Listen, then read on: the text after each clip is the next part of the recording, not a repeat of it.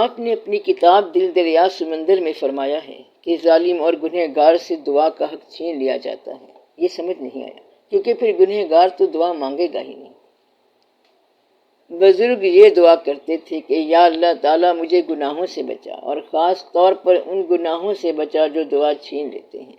مثلاً ایسا گناہ جس کے بعد دعا کا شعور ہی نہ ہو، جیسے کہ شیطان نے گناہ کیا، انکار کیا، اس کو دعا یاد ہی نہیں رہی۔ آدم علیہ السلام نے غلطی کی اور پھر دعا مانگی، شیطان میں گناہ اور معافی کا تصور ہی نہ رہا، اور وہ آگے سے اکڑ گیا، کہنے لگا یا اللہ مجھے آپ نے آگ سے پیدا کیا اور اس کو مٹی سے پیدا کیا، میں اس سے بہت بہتر ہوں۔ بجائے اس کے کہ وہ اللہ سے معافی مانگے، وہ کہنے لگا کہ میں اس سے بہتر ہوں۔ اللہ نے کہا کہ تو نے اس کے سامنے میرے حکم سے جھکنا تھا، تو اللہ جہاں کہے کہ جھک جاؤ تو جھک جاؤ، اور جہاں کہے کہ نہ جھکو تو نہ جھکنا۔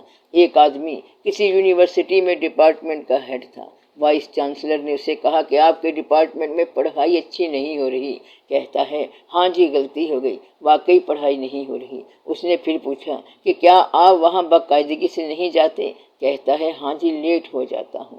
کچھ عرصے بعد وہاں لڑکوں کے اچھے نمبر آئے تو وائس چانسلر نے کہا کیا آپ کا لڑکا فرسٹ آ رہا ہے؟ کہتا ہے ہاں جی مہربانی ہے۔ وائس چانسلر نے پوچھا ڈاکٹر دلاور صاحب میں جو کہتا ہوں آپ ہاں کہتے جاتے ہیں، اچھا کہتا ہوں تو اچھا کہتے ہو اور برا کہتا ہوں تو برا کہتے ہو۔ انہوں نے کہا میرا نام دلاور حسین ہے، امام حسین علیہ السلام نہیں کہ سچ بولتا جاؤں، میں نے تو آپ کو راضی کرنا ہے۔ آپ بات سمجھ رہے ہیں؟ یعنی اگر اللہ کو راضی کرنا ہے تو جو وہ کہتا ہے اسے مانتے جاؤ۔ تو حق دعا چھن جانے کا مطلب یہ ہے کہ دعا کا فنکشن ہی ختم ہو جائے۔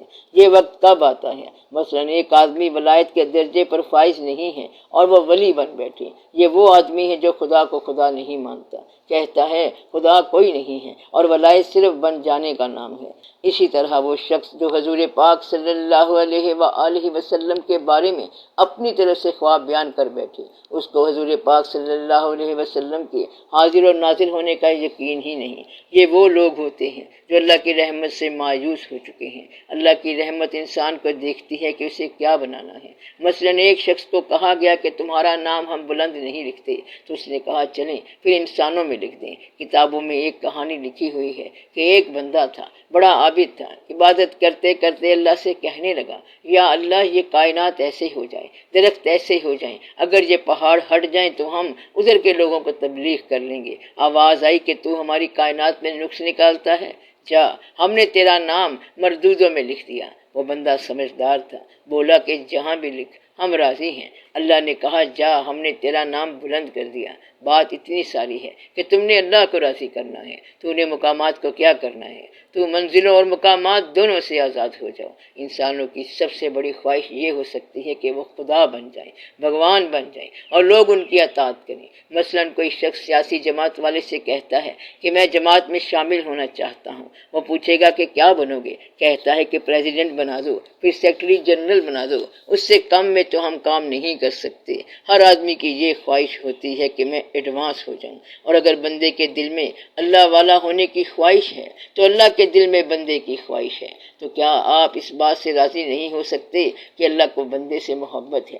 آپ اس سے محبت کر کے راضی ہو جاؤ۔ جب انسان اپنے آپ سے بلند ہونے کی خواہش کرتا ہے تو یہاں پہ انسان گرتا ہے۔ اپنے سے کم تر ہونے کی خواہش بھی جھوٹ ہے کہ ہم تو مٹی ہیں، خاک ہیں، تو یہ بھی جھوٹ ہے۔ اپنے درجے کی خواہش ہونی چاہیے۔ کہتے ہیں کہ ایک بندہ گمراہ نہیں ہوتا، اور اس کی نشانی میں بتاتا ہوں۔ جو صرف کہنا مانتا ہے، اسے اگر کہو کہ خود راہ طے کرو گے تو وہ کہے گا کہ میں نے راہ طے نہیں کی، بلکہ آپ حکم فرمائیں تو میں راہ طے کروں۔ اسے اگر کہیں کہ چلے جاؤ تو وہ چلا جائے گا، اور اگر کہیں کہ واپس آ جاؤ تو وہ واپس آ جائے گا۔ اب اس کی راہ کسی کے ذمے لگ گئی، اس لیے ماننے والا گمراہ نہیں ہوتا۔ اس لیے اپنے آپ کو زیادہ انڈیپینڈنٹ نہ بناؤ۔ کہنا مانو، کہے تو چلے جاؤ، بلائے تو آ جاؤ۔ وہ کہے سجدہ کرو تو سجدہ کر دو، اور کہے کہ اب یہ کام کرو تو وہ کام کر دو۔ تو ایک سفر کا مسافر گمراہ نہیں ہوتا، اور وہ ہے حکم کا سفر۔ اپنے سفر کو حکم کا سفر بناؤ، خواہش کا سفر نہ بناؤ۔ اگر خواہش کا سفر بنایا تو برباد ہو جاؤ گے۔ یہ نہ کہنا کہ شیخ نے کہا تھا کہ ادھر چلے جاؤ، اور ہم جنازے کے ساتھ چلے گئے، کیونکہ وہ نیکی کا کام تھا۔ نیکی کا کام اچھی بات ہے، مگر تمہارے لیے حکم یہ تھا کہ یہ کام کرو، کیونکہ تم حکم کے مطابق چلنے کا عہد کر چکے تھے۔ اس کی ایک مثال یہ ہے کہ اس کائنات میں سب سے بڑی خواہش اللہ تعالیٰ کے محبوب صلی اللہ علیہ وآلہ وسلم کی زیارت ہے، اور انسان کا سب سے بڑا مرتبہ بھی یہی ہے۔ ایک آدمی اللہ کے محبوب صلی اللہ علیہ وسلم کی زیارت کے لیے گھر سے نکل پڑا۔ ماں نے اسے کہا کہ آپ اگر مسجد میں ہوں تو ان سے مل لینا۔ وہ سفر طے کرتے کرتے میلوں پیدل چلتے چلتے پہنچے۔ آپ اس وقت حجرہ مبارک میں تھے، مسجد میں نہیں تھے، تو وہ ماں کے حکم کے مطابق واپس آ گئے۔ انہوں نے ایک بار پھر تیاری کی، سفر کا عزم باندھا۔ ماں نے کہا اگر آپ حجرے میں ہوں تو مل لینا۔ جب وہ گئے تو آپ مسجد میں تھے۔ اس آدمی کا نام حضرت اویس کرنی رضی اللہ تعالیٰ عنہ ہے۔ اس کا نتیجہ کیا نکلا؟ جب حضور پاک صلی اللہ علیہ وآلہ وسلم کا وصال ہوا تو آپ نے اپنا جبہ مبارک انہی کو بھیجا۔ کیوں؟ کہ تم نے ہمارے کہنے کے مطابق ماں کا حکم ایسا مانا کہ ہمارا دل خوش ہو گیا۔ اس کو اویسی نسبت کہتے ہیں کہ دور سے محبت کی منظوری آ جائے۔ لوگ کہتے ہیں کہ انہیں دیدار نہیں ہوا، مگر حضرت اویس کرنی رضی اللہ تعالیٰ عنہ نے اپنے پاس آنے والے جلیل القدر صحابہ سے پوچھا کہ آپ لوگ تو حضور پاک صلی اللہ علیہ وآلہ وسلم کے پاس رہتے رہے ہو، یہ بتاؤ کہ کیا ان کی بھویں مبارک آپس میں ملی ہوئی تھیں؟ انہوں نے کہا ہماری جرت نہیں ہوئی کہ ہم چہرہ دیکھیں۔ حضرت اویس کرنی نے کہا کہ پھر میں بتاتا ہوں کہ آپ صلی اللہ علیہ وسلم کی بھویں ملی ہوئی تھی۔ تو انہوں نے نہ دیکھ کے بھی دیکھ لیا اور ابو جہل نے دیکھ کے بھی نہ دیکھا۔ تو حکم کا مسافر کبھی گمراہ نہیں ہوتا، وہ پار پہنچ جاتا ہے۔ آپ اپنے آپ کو حکم کا مسافر بناؤ اور خواہشات سے بچ جاؤ۔ اگر یہ دعا کریں کہ اللہ کرے آپ کو خواہش کی کامیابی نہ ملے، تو پھر آپ کو وہ کامیابی مل جائے گی جس کا آپ کو اصل میں انتظار ہونا چاہیے، ورنہ تو آپ ادھر مصروف ہیں ادھر مصروف ہیں، خدا جانے کیا کیا مصروفیات ہیں۔ اس لیے اس خواہش سے، گناہ سے بچ جاؤ جو دعا چھیننے والے ہیں۔ ان سے دل سخت ہو جاتا ہے، دل تنگ ہو جاتا ہے۔ ایسا شخص جانتا ہے کہ میرے لیے اب دعا کا کوئی فائدہ نہیں، تو اللہ کی رحمت سے مکمل طور پر مایوس ہونے والا دعا کا سہارا نہیں لے سکتا۔ گناہ آپ کو مایوس کرے گا۔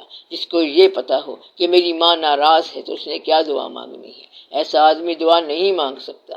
دعا کرو کہ اللہ تعالیٰ گناہوں سے بچائے، خاص طور پر ان گناہوں سے جو دعا چھین لیتے ہیں۔ یہ یاد رکھنا چاہیے، جس آدمی سے کوئی گستاخی سرزد ہو گئی ہے وہ دعا کا سہارا نہیں لے سکتا۔ سود کھانے والا دعا کا سہارا نہیں لے سکتا۔ غلط واقعات کرنے والا دعا کا سہارا نہیں لے سکتا۔ ظالم شخص دعا کا سہارا نہیں لے سکتا۔ حرم کی توہین کرنے والا دعا کا سہارا نہیں لے سکتا۔ جو چیزیں ممنوع ہیں ان سے ٹریسپاس کرنے والا دعا کا سہارا نہیں لے سکتا۔ جو چیزیں اللہ کی طرف سے ممنوع ہیں انہیں ٹریسپاس کرنا، تجاوز کرنا گناہ ہے۔ مثلا یہ ایک لسٹ آئی ہوئی ہے کہ ماں، خالہ اور اس طرح کے رشتوں سے شادی نہیں ہو سکتی۔ اگر کوئی اس لسٹ میں چلا جاتا ہے تو پھر دعا ختم۔ تو انسان اللہ کے حکم کو وائلیٹ نہ کرے، اس طرح ساری دعا چھن جائے گی اور وہ کہے گا کہ کیا دعا مانگنی ہے، دعا کا کیا کام ہے، کوشش کریں گے اور پار ہو جائیں گے۔ بات سمجھ آئی؟ اس لیے اللہ تعالیٰ ان گناہوں سے بچائے جو دعا چھین لیتے ہیں۔ گناہوں نے دعائیں چھین لی ہیں، خطائیں کچھ زیادہ ہم نے کی ہیں، تو گناہ ہی دعا چھینتا ہے۔ وہ دوست بدبخت ہوتا ہے جو آپ سے یہ کہے کہ چھوڑو دعاؤں میں کیا پڑا ہے، کوشش ہی سب کچھ ہے۔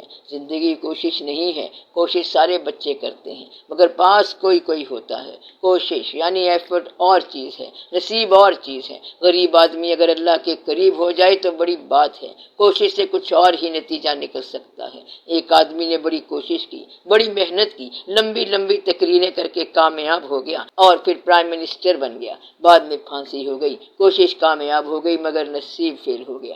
دعا یہ کیا کرو کہ آپ کی کوشش اور نصیب مل کے سفر کریں۔ صرف کامیابی تو کامیابی نہیں ہے۔ فرعون بھی تو کامیاب تھا، بادشاہ تھا، اس زمانے کا بادشاہ تھا کہ ساری زمین تابعدار تھی، مگر یہ اس کی بد نصیبی تھی۔ بے شمار کوششیں کامیاب ہونے کے بعد بندہ ناکام ہو جاتا ہے، مرتبہ مل جاتا ہے مگر انسان ناکام ہو جاتا ہے۔ تو یہ بڑی تکلیف کی بات ہے، اس بات کو سمجھا کرو۔ غور سے دیکھو گے تو پھر بات سمجھ آئے گی کہ بندہ کامیاب ہے مگر نتیجہ فیل ہے۔ ہر وہ آدمی جو گناہ میں کامیاب ہو جائے وہ فیل ہو گیا۔ اس نے کوشش کر کے گناہ کی تلاش کی اور وہ کامیاب ہو گیا مگر وہ فعل ہو گیا۔ جب وہ دوزخ میں جائے گا تو اگر اس سے پوچھا جائے کہ یہاں کیسے آئے ہو تو وہ کہے گا کہ میں کامیاب ہو کے آیا ہوں۔ کامیاب گناہ ہی سزا پاتا ہے، کامیاب گناہ ہی سزا پاتا ہے، ناکام گناہ والا تو بچ جاتا ہے۔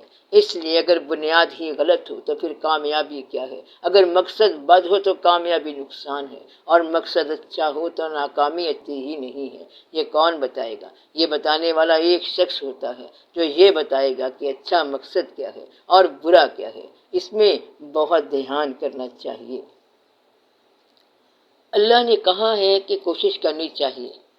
اللہ نے بے شک کہا ہے کہ اے انسان، تجھے میں نے محنت کرنے والا بنایا، تو آپ یہ محنت کریں کہ اپنے رب کے راستے پر چلیں۔ تو وہ محنت کر اپنے رب کی طرف اور پھر اس کے پاس پہنچ جا۔ تو محنت کیا کرنی ہے؟ اللہ کی طرف۔ محنت تو انسان نے ضرور کرنی ہے، اس کی فطرت ہے محنت کرنا۔ یہ نہ ہو کہ وہ بدی کی طرف محنت کرتا جائے، یہاں سے وہ برباد ہو جائے گا۔ تو محنت کیا کرنی چاہیے؟ اللہ کی طرف۔ تو پھر محنت کامیاب ہو جائے گی۔ کوشش ضرور کرنی چاہیے، کیوں نہیں کرنی چاہیے؟ لیکن اکثر کوششیں ناکام ہوئی ہیں۔ مثلاً آپ کوشش کر رہے ہیں، زیادہ سے زیادہ کوشش کریں گے، مگر بنیادی بات یہ ہوگی کہ آپ دنیا میں مقام حاصل کرنے کے لیے کوشش کریں گے، اور یہی تو ناکامی ہے۔ ہر آدمی دنیا میں ٹھہرنے کی کوشش کرتا ہے، مگر کسی نے یہاں ٹھہرنا نہیں ہے۔ کہتا ہے کہ میں نے مکان بنانا ہے۔ مکان ضرور بناؤ، مگر ایسا بناؤ کہ چھوڑتے وقت تکلیف نہ ہو۔ مگر آپ تو ایسا بناؤ گے نہیں جس کو چھوڑتے وقت تکلیف نہ ہو، لیکن آپ نے چھوڑنا ضرور ہے۔